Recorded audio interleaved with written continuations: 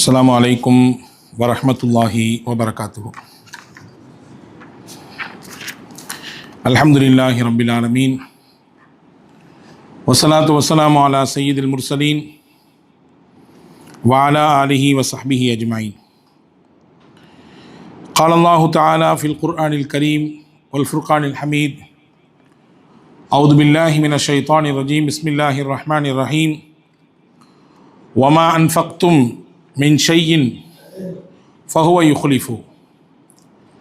وقال نبينا محمد صلى الله عليه وسلم ما نقصت صدقة من مال وما زاد الله عبدا بعفو إلا عزا وما تواضع أحد لله إلا رفعه الله. رواه المسلم. اللهم صل على سيدنا محمد وعلى آل سيدنا محمد வன்சிலுல் மகாதல் முகர்ரப இந்தக்க யௌமல் கியாமா. எல்லாம் வல்ல அல்லாஹுடைய திருப்பெயர் போற்றி புகழ்ந்து அண்ணல் முஹம்மது ரசூலுல்லாஹி ஸல்லல்லாஹு அலைஹி வஸல்லம் அவர்கள் மீது சலாத்தையும் சலாமையும் கூறி அன்னார்களை பின்பற்றிய சத்திய சஹாபாக்கள், நல்லோர்கள், ஷுஹதாக்கள், சாலிஹின்கள், குறிப்பாக ஜும்மாவின் அவைக்கு வருகை தந்திருக்கிற நம் எல்லோரின் மீதும் எல்லாம் வல்ல அல்லாஹுவின் பேரருளும் பெருங்கருணையும் என்றும் நிறைவாக வந்து சேரட்டுமாக. எல்லாம் வல்ல அல்லாஹ் நம்முடைய பாவங்களை, தவறுகளை மன்னித்து அவனுடைய திருப்பொருத்தத்தை பெற்ற நன்மக்களாக உங்களையும் என்னையும் நம் குடும்பத்தினர்கள் யாவரையும் அல்லாஹ் ஆக்கி அருள் புரிவானாக. நோயற்ற வாழ்வையும் குறைவற்ற செல்வத்தையும் மருத்துவத்தின் பெருஞ்செலவுகளை விட்டும் நம்மையும் நம் பெற்றோர்களையும் நம் சந்ததிகளையும் குடும்ப மக்களையும் அல்லாஹ் காத்து ரட்சிப்பானாக. அல்லாஹுவின் காபாவை, அல்லாஹுவின் தூதர் ரசூலுல்லாஹி ஸல்லல்லாஹு அலைஹி வஸல்லம் அன்னவர்களின் புனிதமான ரவுதாவை, புனிதத்திற்குரிய பைத்துல் முகத்தஸை மீண்டும் மீண்டும் ஹஜ், உம்ரா, ஜியாரா செய்வதற்கு அல்லாஹ் நமக்கு வாய்ப்பை வழங்கட்டுமாக. உலகை விட்டு நம்முடைய மூச்சு அடங்கும் நேரத்திலே கலிமா தய்யிபா லா இலாஹ இல்லல்லாஹ் முஹம்மது ரசூலுல்லாஹ் என்ற திருக்கலிமாவை மனதார மொழிந்து இந்த உலகத்தை விட்டு நம் உயிர் அடங்குவதற்கு அல்லாஹ் தௌஃபீக் செய்வானாக. நாளை ஃபிர்தௌஸ் என்ற சொர்க்கத்தில் கண்மணி நாயகம் ஸல்லல்லாஹு அலைஹி வஸல்லம் அன்னவர்களின் தலைமையில் நம்மை பெற்றவர்கள், நமக்கு கல்வி தந்தவர்கள், நம் முன்னேற்றத்திற்கு காரணமான அத்துணை மக்களையும் அல்லாஹ் ஜன்னத்துல் ஃபிர்தௌஸிலே ஒன்றிணைத்து அருள் புரிவானாக. ஆமீன் யா ரப்பல் ஆலமீன். கண்ணியத்திற்கும் மரியாதைக்கும் உரிய சகோதரர்களே, பெரியோர்களே, இஸ்லாம் குர்ஆனின் வழியாக இந்த குர்ஆனை இந்த உலகத்திற்கு கொண்டு வந்து சேர்த்த, அந்த குர்ஆனின்படி வாழ்ந்த முஹம்மது நபி ஸல்லல்லாஹு அலைஹி வஸல்லம் அவர்களின் வழியாக வெறும் நமக்கு வணக்க வழிபாடுகளை மட்டும் கற்றுத்தரவில்லை. தொழுகை, நோன்பு, ஜக்காத்து, ஹஜ்ஜி, குர்ஆன் திலாவத்து, திக்ரு என்று ஒரு குறுகிய அமைப்போடு வெறும் வணக்கம் வழிபாடு என்பதோடு இஸ்லாம் சுருங்கிவிடவில்லை. அதை தாண்டி குர்ஆனிலும் சரி, இந்த குர்ஆனுக்கு விரிவுரையாக, விளக்க உரையாக வாழ்ந்த முஹம்மது நபி ஸல்லல்லாஹு அலைஹி வஸல்லம் அன்னவர்களுடைய வாழ்விலும் சரி, வாழ்க்கைக்கு தேவையான பல பண்புகளை, பல வளர்ச்சியை நோக்கி நம்மை நகர்த்தக்கூடிய உயர்ந்த தன்மைகளை, வாழ்வியலில் வெளிப்படுத்த வேண்டிய உன்னதமான பக்குவமான விஷயங்களை நமக்கு கற்றுத்தருகிறது. குர்ஆனும் அப்படித்தான், நபிகள் நாயகம் ஸல்லல்லாஹு அலைஹி வஸல்லம் அன்னவர்களுடைய வாழ்க்கையும் அப்படித்தான். எனவே இஸ்லாத்தை ஒருவர் வணக்க வழிபாட்டுக்கு மட்டும் சுருக்கி பார்க்கக்கூடாது. அது வெறும் வணங்குவதற்கும் வழிபடுவதற்கும் உரிய மார்க்கம் என்று நாம் ஒரு குறுகிய வட்டத்திற்குள் சுருங்கிவிடக்கூடாது. இஸ்லாம் வணக்க வழிபாடுகளை எப்படி கற்றுத்தருகிறதோ அதே போல, சொல்லப்போனால் அதற்கு நிகராக வாழ்வியலையும் கற்றுத்தருகிறது. உயர்ந்த பண்பாடுகளை கற்றுத்தருகிறது, நாகரிகத்தை கற்றுத்தருகிறது, வாழ்க்கையினுடைய நெளிவு சுழிவுகளை கற்றுத்தருகிறது, வாழ்க்கையில் நீங்கள் பேண வேண்டிய இங்கீதங்களை கற்றுத்தருகிறது. இப்படி இஸ்லாம் குர்ஆனின் வழியாக, நபிகள் நாயகம் ஸல்லல்லாஹு அலைஹி வஸல்லமின் வாழ்வியல் வழியாக ஏராளம் விஷயங்களை நமக்கு சொல்லி தந்திருக்கிறது. இன்றைக்கு இந்த ஜும்மாவிலே 3 விஷயத்தை உங்களோடு நான் பகிர இருக்கிறேன். நபிகள் நாயகம் ஸல்லல்லாஹு அலைஹி வஸல்லம் அல்லாஹ் மனிதர்களுக்கு கொடுக்கக்கூடிய கண்ணியம் இந்த 3 வழியாக கிடைக்கிறது. நாம் இந்த ஜும்மாவின் உரையிலிருந்து எடுத்துக்கொள்ள வேண்டிய பாடம், இந்த மூன்றில் ஏதேனும் ஒன்றில் என் பெயர் வந்துவிடுமா என்பதை மட்டுமே சீர்தூக்கி பார்க்க நாம் கடமைப்பட்டிருக்கிறோம். முஸ்லிம் ஷரீஃபிலே வரக்கூடிய ஹதீஸ், ஹஜ்ரத் சையதுனா அபூ ஹுரைரா ரலியல்லாஹு தஆலா அன்ஹு அறிவிப்பு செய்யக்கூடிய ஹதீஸ். நபிகள் நாயகம் ஸல்லல்லாஹு அலைஹி வஸல்லம் 3 விஷயத்தை சொன்னாங்க. மா நகசத் சதகத்துன் மின் மாலின், ஒருவர் அல்லாஹ்விற்காக வேண்டி வழங்குகிறார், கொடுக்கிறார், இதை நீங்கள் எந்த வார்த்தை வேண்டுமானால் போட்டுக்கொள்ளுங்கள், தயாளத்தோடு தருகிறார், தர்மம் செய்கிறார், பிறருக்கு உதவுகிறார், எப்படியோ வைத்துக் கொள்ளுங்கள். ஒருவர் செய்தால் அந்த கொடுத்தல் இருக்கிறதே, அந்த சதக்கா இருக்கிறதே, அவருடைய பொருளாதாரத்தை குறைக்காது. பையிலேருந்து காசை எடுத்து கொடுக்கும் பொழுது நமக்கு தெரியுது, நான் வச்சிருந்த பைசால ஒரு 100 ரூபாய் கம்மி ஆயிடுச்சுன்னு.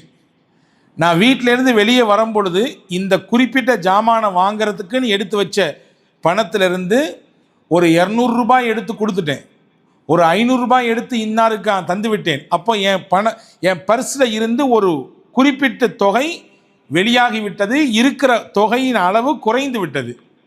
அல்லாஹுவின் தூதர் சொன்னார்கள், சதகா பொருளாதாரத்தை குறைக்காது. நாம் கணக்கிடுவோம் குறைந்து விட்டது என்று. அல்லாஹுவின் தூதர் சொன்னார்கள் குறைக்காது. 2வது, ஃபமா ஸாதல்லாஹு அப்தன் பி அஃவின் இல்லா இஸ்ஸா.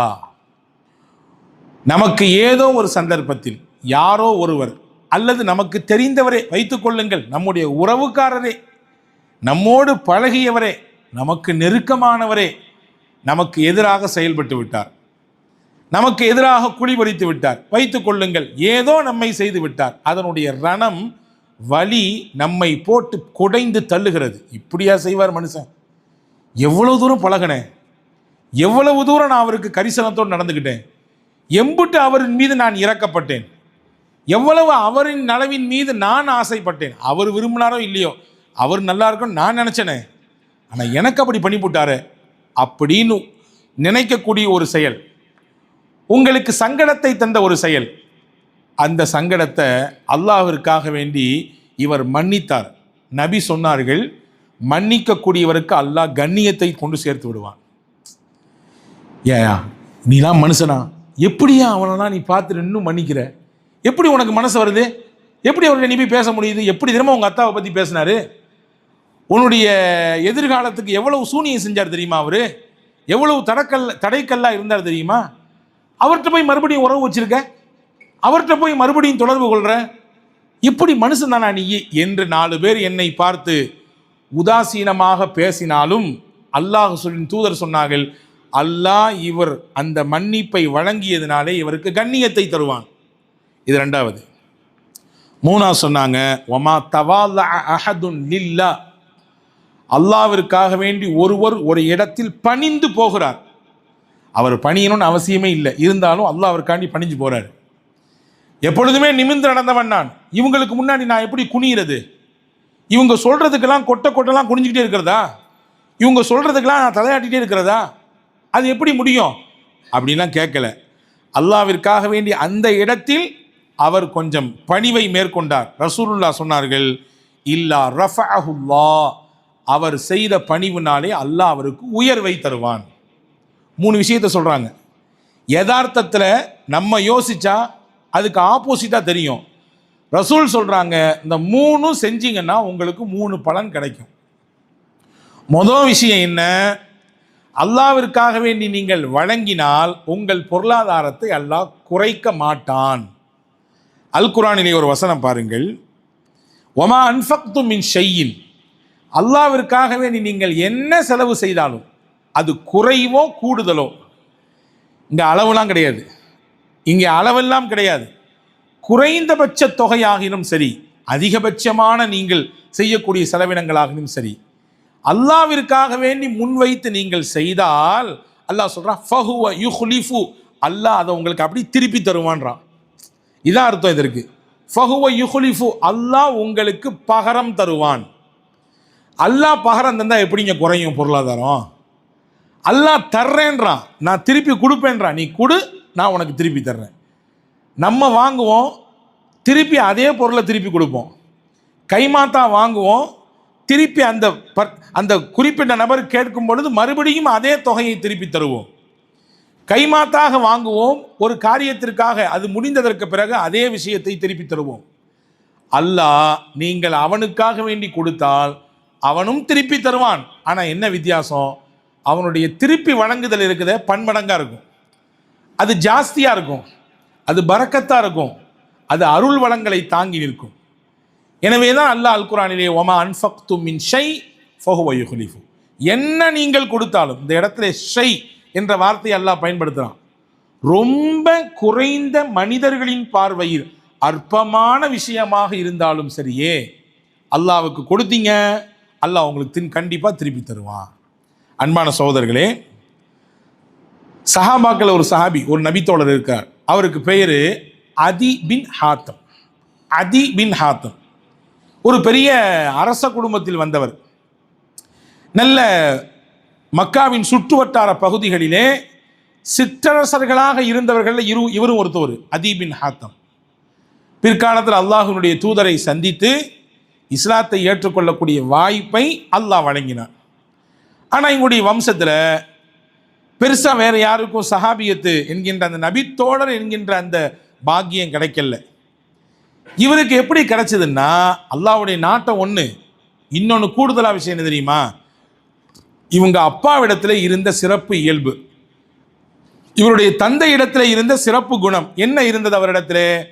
அவர் தந்தை யார் அப்படின்னா, மிகப்பெரிய கொடை வள்ளல் என்று அந்த காலத்தில் பெயர் எடுத்தவர் ஹாத்தம் தை.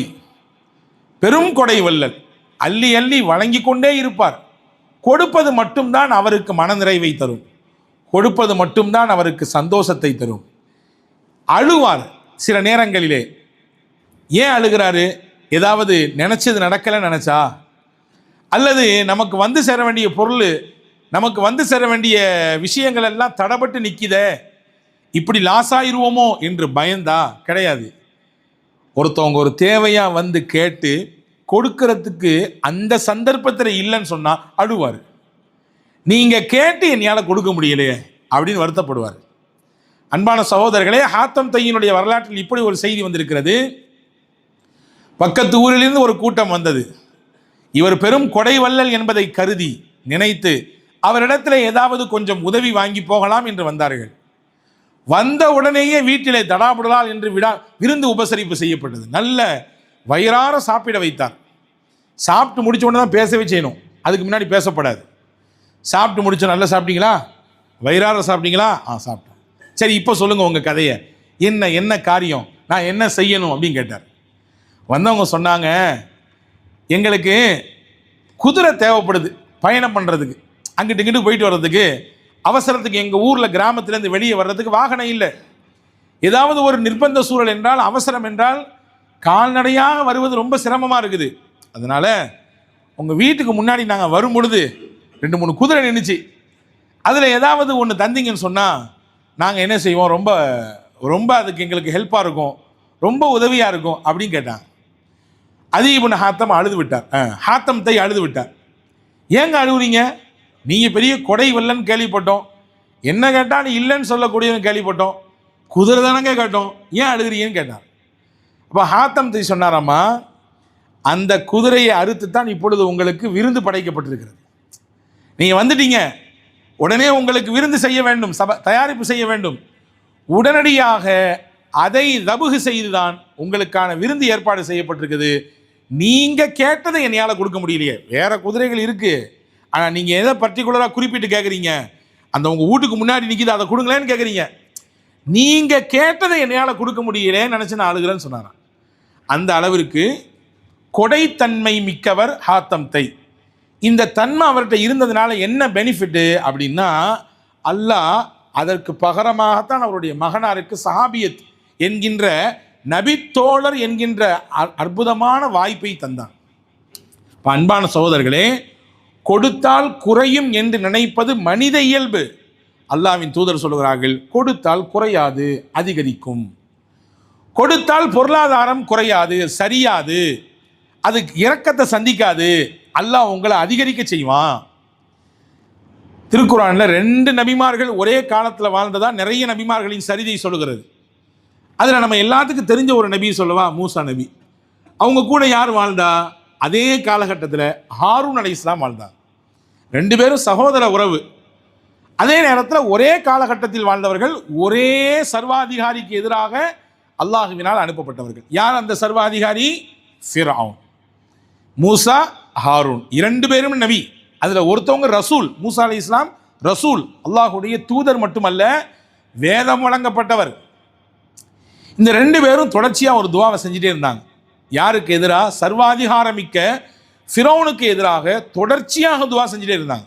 இவன் அட்டுழியன் தாங்கல்ல, இவனுடைய அடிச்சாட்டியன் தாங்கல்ல, தொடர்ச்சியாக மக்களுக்கு எதிராக நீ வன்மத்தோடு செயல்படுறான், ஆட்சி அதிகாரத்தை இவன் எல்லை மீறி பயன்படுத்துகிறான், மக்களை எல்லாம் வதக்கிறான் அப்படின்னு சொல்லி அல்லாஹ்விடத்தில் இந்த ரெண்டு நபிமார்களும் துவா செய்தார்கள். அந்த துவா அல்லாஹு தஆலா 40 வருஷத்துக்கு பின்னாடி கபூல் செஞ்சாங்க. 40 வருஷம். அதுக்கு நிறைய இமாம்கள் அல்லாமா முஜாஹித் ரஹ்மத்துல்லாஹி சொல்கிறாங்க, தஃப்சீரிலே அத்துர்ருல் மன்சூர் என்று ஒரு நூல் இருக்கிறது. அந்த நூலிலே பதிவு செய்யப்பட்ட விஷயம், அல்லாஹ்விடத்திலே இரண்டு நபிமார்கள் கேட்ட துவாவை அல்லாஹ் கொஞ்சம் தாமதித்தான். கொஞ்சம் என்றால் 40 வருடங்கள் தாமதித்தான். 40 வருஷத்துக்கு பின்னாடி தான் அல்லாஹ் அவர்கள் கேட்ட துவாவை கபூல் செய்தான். அந்த கபூலியத்தினுடைய வெளிப்பாடு தான் ஃபிரௌனுடைய அழிவு. நைலில் மூழ்கி இறந்து போனான ஃபிரௌன். அதை எப்போ கேட்டாங்க? வஷ்துத் அலா குலூபிஹிம் ஃபலா யுமினு ஹத்தா யரவுல் அதாபல் அலீம். யா அல்லாஹ், இவன் உன்னுடைய நேரடி வேதனையை பார்க்காத வரை இவனுக்கு ஈமானுடைய நசீபு கிடைக்காத போல தெரியுது. எவ்வளவோ எடுத்து சொல்லியாச்சு, ஆனால் அவனுடைய நம்ம சொல்லுவோம்ல மண்டையில் ஏறலன்னு சொல்லுவோம்ல, அந்த மாதிரி அவனுக்கு ஏறலை. இவனுக்கு எப்போ ஏறும், எப்போ இவன் புரிவான், எப்போ இவன் தெளிவு வருவான், அதாப அவன் கண்ணால் பார்க்கணும். அதுவரையே தன்னையே இறைவென்று சொல்லிக் கொண்டிருக்கிறான். எனவே உன் வேதனையை அவன் கண் முன்னால் காண்பித்தால்தான் அவனுக்கு இதிலே ஒரு தெளிவு கிடைக்கும்.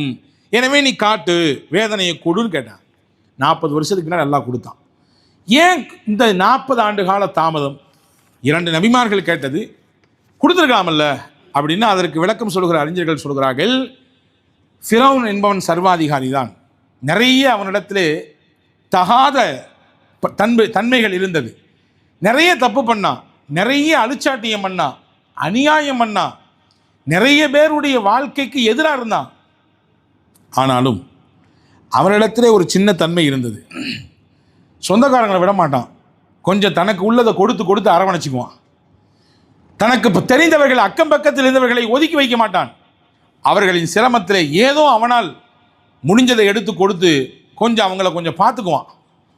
கொடுக்கிற தன்மை அவனிடத்தில் கொஞ்சம் ஒட்டி கொண்டிருந்ததினாலே அல்லாஹ் நபிமார்கள் கேட்ட துவாவை கொஞ்சம் நிலையில், அதாவது நிலுவையில் வைத்து கொஞ்ச நாளைக்கு அவனுடைய ஆயுசை நீட்டி கொடுத்தான். அன்பான சகோதரர்களே, கொடுத்தல் என்பது, பிறருக்கு வழங்குதல் என்பது நமக்கே அதை திரும்ப பெறுவதற்கான வழி என்பது மட்டுமல்ல, நம் ஆயுளை நீட்டி தருவதற்கான மிகப்பெரிய வாய்ப்பு என்பதையும் இந்த திருக்குர்ஆனுடைய இந்த வசனத்திற்கான விரிவுரைகளிலே நம்மால் பார்க்க முடிகிறது. எனவே தான் நபிகள் இந்த ஹதீஸின் துவக்கத்திலே மா நக்கசத்து சதகத்தும் மின் மாலின், சதகா என்பது தான தர்மம் வழங்குதல் என்பது பொருளாதாரத்தை குறைக்காது, ஆயுசையும் கூட்டும், பொருளாதாரத்தையும் கூட்டும் என்று பெருமானா சொன்னார்கள். ஒன்று. ரெண்டாவது ரசூலுல்லாஹ் என்ன சொல்றாங்க? ஒமா ஜாதல்லாஹு அப்தன் பி அஃப்வின் இல்லா இஸ்ஸா. ஒருத்தர் செஞ்சதை மன்னிக்கிறார், ஒருத்தருடைய அநியாயத்தை, தனக்கு எதிராக நடந்த அந்த விஷயத்தை மனசார மன்னிக்கிறார். அல்லாஹ் சொல்கிறான், அவருக்கு இந்த மன்னிப்பின் வழியாக கண்ணியத்தை அல்லாஹ் கொடுப்பான், உயர்வை அல்லாஹ் தருவான். நபிகள் நாயகம் ஸல்லல்லாஹு அலைஹி வஸல்லம் சொன்ன ஹதீஸ் ஹாக்கிமிலே பதிவாக இருக்கிறது. சையதுனா முஹம்மது ஸல்லல்லாஹு அலைஹி வஸல்லம் சொன்னார்கள், கியாமத் நாளையிலே அல்லாஹ் அழைப்பானாம். எப்படி அழைப்பானாம்? நாதா முனாதின் யகூல் ஐனல் ஆஃபூன அனின்னாஸ். ஜனங்கள் செய்த குற்றங்களை, தவறுகளை எல்லாம் மன்னித்தார்களே உலகத்திலே, சொரணையே இல்லையா உனக்கு? ஏன் நீயா இறங்கி போற? உனக்கு கொஞ்சம் கூட சுடலை, நீ ஏன் விட்டு கொடுக்குற? நீ ஏன் அவங்களை எல்லாம் மன்னிக்கிற? அவன் 4 அடினா நீ 8 அடி நிற்கணுமப்பா அப்படின்லாம் யோசிக்கலை. அப்படி சொன்னவங்களையும் அவர் பெருசாக கேர் பண்ணலை. போயிட்டு போதியா, மனுஷன் தானே, போகிற போக்கில் எதையாவது செஞ்சுருப்பான், அல்லாவுக்காண்டி விட்டு கொடுப்போம், அல்லாவுக்காண்டி இதை கடந்து போவோம் என்ற எண்ணத்திலே மன்னித்தார். அல்லாவின் திருத்தூதர் சொன்னார்கள், அல்லாஹ் நாளை மறுமையிலே அவர்களை அழைப்பான். அழைத்து தனக்கு முன்னால் நிப்பாட்டி வைத்து மலக்குகள் சொல்வாங்களாம், ஹலும்மு இலா ரப்பிக்கும் ஓ ஹுது உஜூரக்கும், உங்கள் ரப்புட்ட போங்க, உங்களை அல்லாஹ் எதிர்பார்த்துட்டு இருக்கிறான். உலகத்தில் எத்தனை பேரை மன்னிச்சிங்க நீங்கள், எத்தனை பேரை நீங்கள் கரிசனம் காட்டினீங்க, நீங்கள் உங்கள் ரப்பு உங்களை எதிர்பார்த்துட்டு இருக்கான், போங்க, நீங்கள் மன்னித்ததற்கான கூலி என்னன்றதை அவன் தருவான், வாங்கிக்குங்க அப்படின்னு அல்லாஹுடைய சன்னிதானத்தில் மன்னித்த அந்த மாண்பாளர்களுக்கு சொல்லப்பட்டது மட்டுமல்ல, உலகத்தில் யார் யாரையெல்லாம் மன்னிச்சாங்களோ எல்லாத்துக்கும் இன்னைக்கு நான் கொடுக்கக்கூடிய கூலி என்ன தெரியுமா, ஐயதுஹுலஹு அல் ஜன்னா, நான் அவங்களுக்கு சொர்க்கத்தை கொடுக்க போறேன். உலகத்தில் பெருசுபடுத்தாம மன்னிச்சு விட்டாங்கல்ல, மனசு இறங்கி கீழே வந்தாங்கல்ல, அந்த அம்மா கொப்புல நினைச்சு அந்த மனிதர் பெரிய உயரத்தில் நின்றார், நான்லாம் வரமாட்டேன், தேவைன்னா அவன் வரட்டும் பார்த்துக்கலாம் என்று அவர் உச்சாணி கொம்பில் நின்று ஆடிக்கொண்டிருந்தார். இவரும் அதுக்கு ஈக்குவலாக போய் நிற்கல, இறங்கி போய் பரவாயில்ல, நம்ம கூட பிறந்தவன் தானே, பரவாயில்ல, நம்ம நண்பன் தானே, நம்மளுடைய க்ளோஸ் ஃப்ரெண்டு தானே, சின்னதுலேருந்தே பழகினவன் தானே, நம்ம வீட்டுக்கு எதிர் வீட்டுக்காரர் தானே, ஒரே ஃப்ளாட்டில் இருக்கக்கூடிய ஆட்கள் தானே, என்ன பெருசாகிற போது, நான் போய் சலாம் சொல்லிக்கிறேன், நான் போய் அவர்கிட்ட சலாம் சொல்லி பேசிக்கிறேன், என்ன ஏதுன்னு விசாரிச்சுக்கிறேன், என் வீட்டு கல்யாணம் வருது, நான் போய் கூப்பிட்டுக்கிறேன், எனக்கு எதிராக அவன் என்ன மனநிலைமையில் இருந்தாலும் சரிதான், எவ்வளவு தூரம் எனக்கு எதிராக அவன் செயல்பட்டு இருந்தாலும் சரிதான், நான் அதெல்லாம் இப்போ விட்டுறேன், நான் போய் கூப்பிட போகிறேன் என்ற எண்ணத்திலே அந்த மாண்போடு சென்றார். அல்லாஹ் சொல்கிறான், அல்லாஹ்வின் திருத்தூதர் சொல்கிறார்கள், நாளை மறுமையிலே அல்லாஹ்வின் சன்னிதானத்தில் அழைக்கப்பட்டு அவர்களுக்கு அல்லாஹ் கொடுக்கக்கூடிய வெகுமதி என்ன தெரியுமா, சொர்க்கம் தான் வெகுமதின்னு நாங்கள் சொல்ல, சொர்க்கத்தை தான் கொடுப்பான்ல.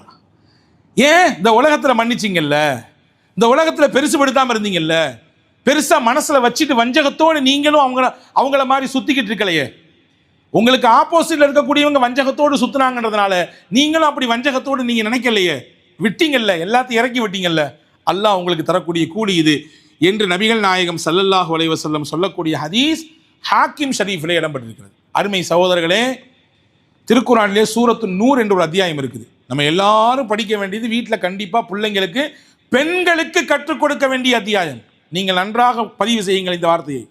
அல்லாஹ்வின் தூதரின் அருமை தோழர் உமர் ரலியல்லாஹு சொன்னார்கள், அல்லிமூ நிசாஅக்கும் சூரத்தன் நூர், உங்கள் வீட்டு பெண்களுக்கு சூரா நூரை கற்றுக் கொடுங்கள்.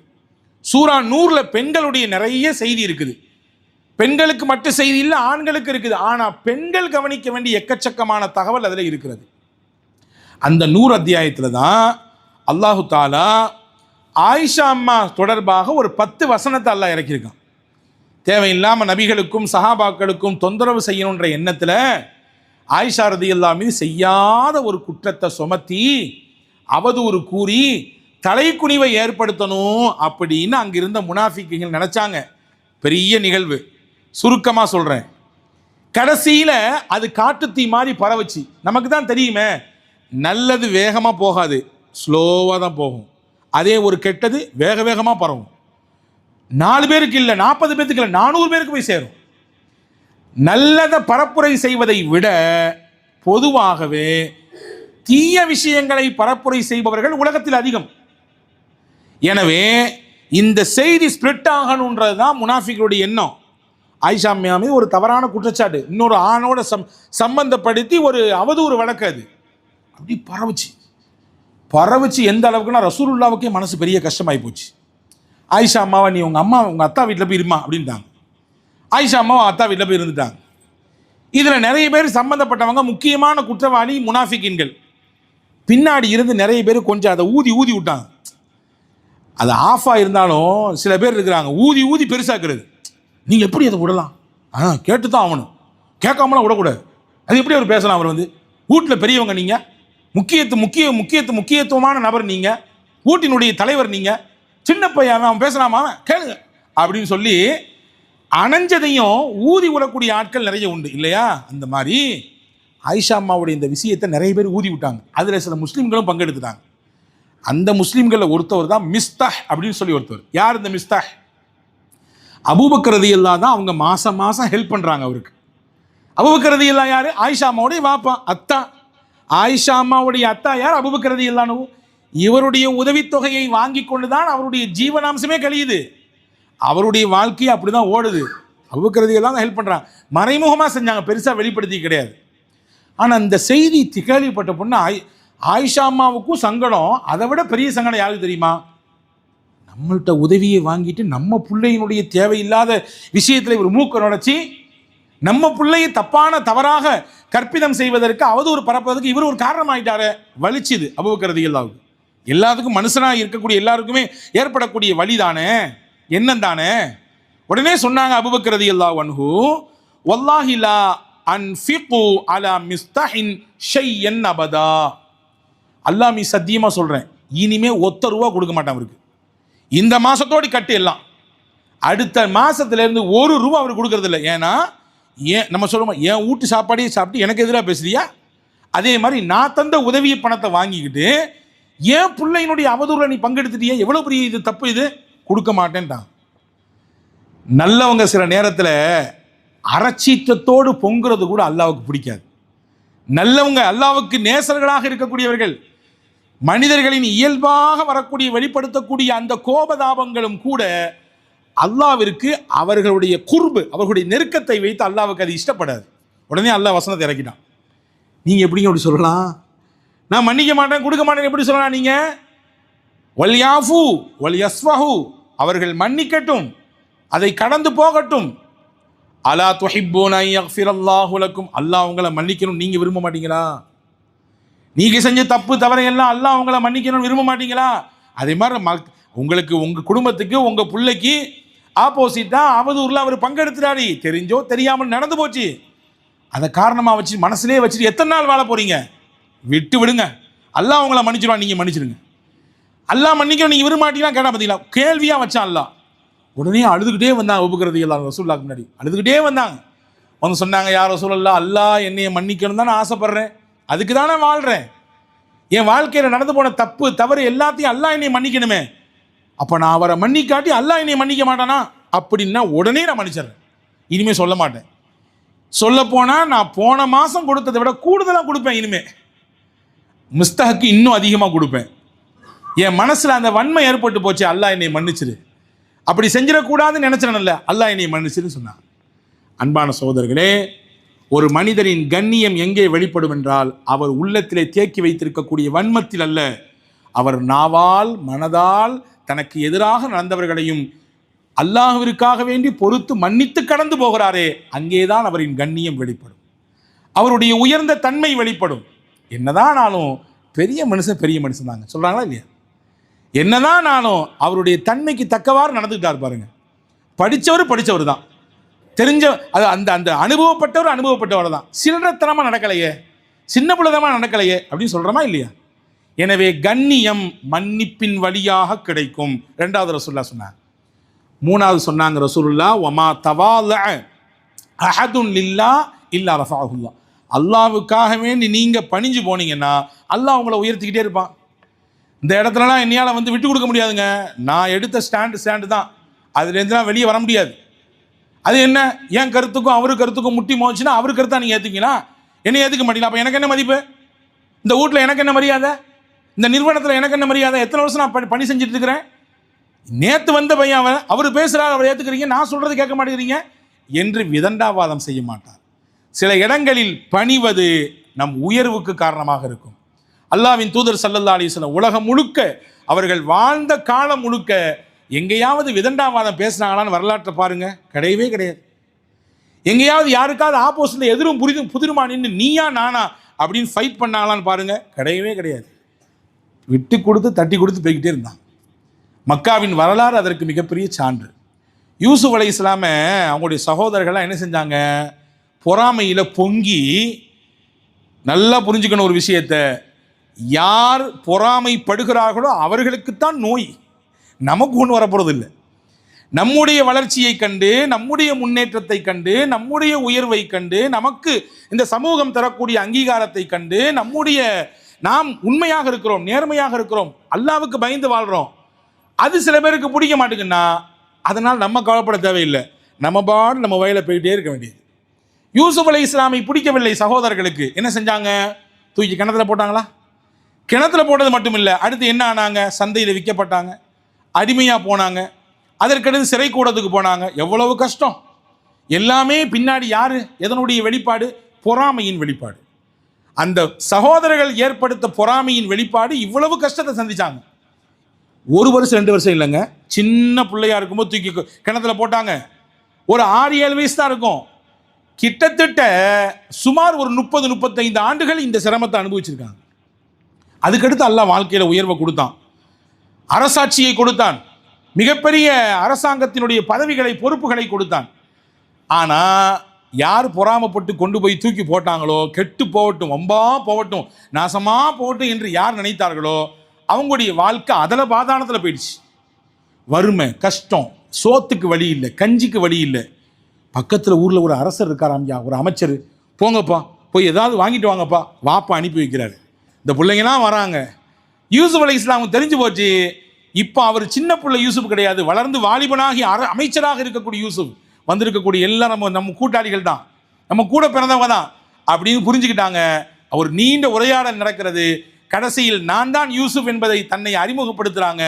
அறிமுகப்படுத்தின உடனே அந்த சகோதரர்கள்லாம் நடுங்குறாங்க. ஆஹா, கையில் அரசு இருக்குதே, ஆட்சி இருக்குதே, அதிகாரம் இருக்குதே, நாம் இவருக்கு ஆப்போசிட்டாக தானே நடந்துக்கிட்டோம், இன்னைக்கு இவரு பெரிய பதவியில் இருக்கிறாரு, நம்மளை என்ன செய்ய போறாரு தெரியலையே என்று ஹஜ்ரத் யூசுப் அலைஹிஸ்ஸலாம் ரொம்ப பணிவோடு சொன்னார்கள். இன்னைக்கு என் கையில் அதிகாரம் இருக்கு, ஆட்சி இருக்கு, பவர் இருக்கு, ஆனால் லா தஸ்ரீப அலைக்குமுல் யௌம், குர்ஆனின் வாசனம், உங்களை பழி தீர்க்க மாட்டேன், உங்களை பழிக்கு பழிலாம் வாங்க போறது கிடையாது, அல்லாட்ட விட்டுட்டேன், நான் உங்களை மன்னிச்சிட்டேன், பணிவோடு சொன்னார்கள் ஹஜ்ரத் யூசுப் அலைஹிஸ்ஸலாம். இதே வார்த்தையை தான் நபிகள் நாயகம் மக்காவுக்குள்ள போகும்போது சொன்னாங்க. எவ்வளவு தூரம் எங்களுக்கு டார்ச்சர் பண்ணீங்க, 1 வருஷமா 2 வருஷமா 13 வருஷம். அது மட்டும் இல்லை, மக்கா விட்டு போய் 8 வருஷம், கிட்டத்தட்ட ஒரு 21 ஆண்டு காலம் மக்காவின் குஃபார்களால் நிறைய நெருக்கடியை சந்திச்சிருக்காங்க முஸ்லீம்கள். ரசூலுல்லாஹ் மக்காவுக்குள்ள போகும்போது சொல்றாங்க, லா தஸ்ரீப அலைக்குமுல் யௌம், யூசுப் அலைஹிஸ்ஸலாம் சொன்ன வார்த்தை. தலையை குனிஞ்சுக்கிட்டே போனாங்களாம், தலையை குனிஞ்சுக்கிட்டே போனாங்களாம். போகும்போதே இந்த வார்த்தையை சொன்னாங்களாம், பழிக்கு பழி கிடையாது, இன்னைக்கு பழி தீர்க்கப்படக்கூடிய நாள் கிடையாது, இன்றைய நாள் மன்னிப்பின் நாள், இன்றைய நாள் கருணையின் நாள். அதற்கு முஹம்மது ஸல்லல்லாஹு அலைஹி வஸல்லம் சொன்ன வார்த்தை மிகப்பெரிய அதிர்வலையை அங்கே வாழ்ந்த மக்களிடத்தில் ஏற்படுத்தியது. இப்படியா ஒரு மனுஷன் இருப்பாரு அப்படின்னு அவர் என்ன சொல்ல வர, அவர் சொல்லக்கூடிய தகவல் என்னன்னு யோசிக்க ஆரம்பிச்சாங்க. அதற்கடுத்து இஸ்லாத்திற்குள்ளே சாரை சாரையாக வந்து சேர்ந்தார்கள். அன்பர்களே, ஒரு இடத்தில் நாம் இறங்கி போவதனாலே நம் கண்ணியம் இழக்கப்படுவதில்லை, அல்லாஹ் நமக்கு வேறு விதத்திலே உயர்வை தரப்போகிறான். நபி இடத்திலே உமர் ரலியல்லாஹு வந்தாங்க. இதே ஹதீஸ் அப்துல்லா இப்னு மஸ்ஊத் ரலியல்லாஹு வழியாக திருமிதியிலே, இப்னு மாஜாவிலே, முஸ்னத் அஹமதில் பதிவாக இருக்குது. உமர் ரலியல்லாஹுடைய அறிவிப்பாக சஹீஹு இப்னு ஹிப்பானில் பதிவாக இருக்கு. ரசூலுல்லாஹி ஸல்லல்லாஹு அலைஹி வஸல்லம் படுத்து கிடந்தாங்களாம், வெறும் கோரப்பாயில் படுத்து கிடந்தாங்களாம், மேனியில சட்டை இல்லை, வெறும் வெத்து உடலோட படுத்திருக்கிறாங்க. அந்த கோரையின் தடம் எல்லாம் ரசூலுல்லாஹுடைய முதுகுல அப்படி பிரிண்ட் ஆகி அச்சான மாதிரி இருக்குது. வந்தவங்க கேட்காங்க உமர் ரலியல்லாஹு அன்ஹு, யா ரசூலல்லாஹ், நீங்க என்ன இப்படி படுத்திருக்கிறீங்க, ரொம்ப டேஞ்சரான ஒரு பாயில படுத்திருக்கீங்களே, பாருங்க உங்க உடம்பெல்லாம் அப்பி போய் இருக்குது, இதனுடைய கோரையினுடைய அடையாளம் தெரியுது, உங்களுக்கு ஒரு நல்ல விரிப்பு நாங்கள் வாங்கி தரோமே, ஒரு நல்ல பெட்ஷீட் வாங்கி தரோமே, நல்ல மெத்தை வாங்கி தரோமே, அதை படுத்துக்குங்களேன், அதில் படுத்து உறங்கிங்களேன் அப்படின்னு கேட்ட உடனே ஹஜ்ரத் முஹம்மது ஸல்லல்லாஹு அலைஹி வஸல்லம் உலகத்தின் தலைவர், நீங்கள் கவனிக்கணும், உலகத்தின் தலைவர் எவ்வளவு பணிவோடு பேசுகிறார்கள் பாருங்கள். இந்த உலகத்துக்கும் நமக்கும் என்னப்பா இருக்குது. நான் ஒரு சாதாரண பயணி, பயணப்படும் பொழுது நிழலில் ஒதுங்கிறதுக்கு ஒரு மரத்துக்கு கீழே போகிறேன், அந்த நிழலில் கொஞ்ச நேரம் படுத்துருக்கிறேன், அங்கேயே என் வாழ்க்கையை முழுக்க நான் ஓட்டிடுவேனா, படுத்து எஞ்சாச்சுன்னா போய்கிட்டே இருக்க வேண்டியது அடுத்த இடத்த பார்த்து. அதே மாதிரி இந்த உலகம் என்பது படுத்து எழுந்திருக்கக்கூடிய ஓய்வெடுக்கக்கூடிய இடம்தான், அவ்வளவுதான், சற்று ஓய்வு. நமக்கு வேலை நிறைய இருக்கிறது, நம்முடைய இலக்கு மறுமை. எனவே இங்கேயே மயங்கி விடக்கூடாது, சொகுசிலே ஆடம்பரத்திலே என்னுடைய வாழ்க்கையை நான் துளைத்து விடக்கூடாது என்று ரொம்ப பணிவோடு சொன்னார்கள். நீங்கள் ஒப்பிட்டு பார்க்கணும், இன்னைக்கு சின்ன பொறுப்புகள் கிடைத்தாலே வானத்துக்கும் பூமிக்கும் குதிக்கக்கூடிய நபர்களுக்கு மத்தியிலே உலகத்தின் திருத்தூதர் முகமது நபி ஸல்லல்லாஹு அலைஹி வஸல்லம் எவ்வளவு பணிவோடு வார்த்தைகளை வெளிப்படுத்துகிறார்கள் என்று. எனவே வாழ்க்கையில் பணிஞ்சு போகிறது குற்றம் கிடையாது, அது இழுக்கு கிடையாது, அது அவமானம் கிடையாது, அது குற்றப்பார்வையினால் பார்க்கப்படக்கூடியது கிடையாது. பணிவு ஒரு இடத்தில் ஒருவர் வெளிப்படுத்தினால் அல்லாஹ் அதன் வழியாக அவருக்கு உயர்வை தரப்போகிறான் என்ற அர்த்தம் என்பதை நபிகள் பெருமானார் ஸல்லல்லாஹு அலைஹி வஸல்லம் சொன்னார்கள். ஆக இந்த மூன்றும் அல்லாஹ் கொடுக்கிற கண்ணியம் என்பதை ரசூலுல்லாஹ் இந்த ஹதீஸிலே சுட்டி காட்டுகிறார்கள். ஒரு முறை அந்த மூன்றை மட்டும் நினைவுபடுத்துகிறேன். ரசூல் சொன்னார்கள், ஒருவர் கொடுப்பதினாலே அவர் பொருளாதாரம் குறையாது, ஒருவர் மன்னிப்பதினாலே அவருடைய கண்ணியம் குறையாது, கூடத்தான் செய்யும். ஒருவர் பணிந்து போவதினாலே அல்லாஹ் அவரை உயர்த்தத்தான் போகிறான். எனவே இந்த மூன்றில் எத்தனை விஷயம் நம்மிடத்தில் இருக்கிறது என்பதை கொஞ்சம் சீர்தூக்கி பார்ப்போம். எல்லாம் வல்ல அல்லாஹ் இப்படியான உயர்ந்த சிந்தனைகளோடு பண்புகளோடு வாழுகிற நல்ல பாக்கியம் பெற்றவர்களாக உங்களையும் என்னையும் எல்லா மக்களையும் அல்லாஹ் ஆக்கட்டுமாக. ஆமீன். வாஹிர் தாவானா அல்ஹம்துலில்லாஹி ரப்பில் ஆலமீன். அஸ்ஸலாமு அலைக்கும்.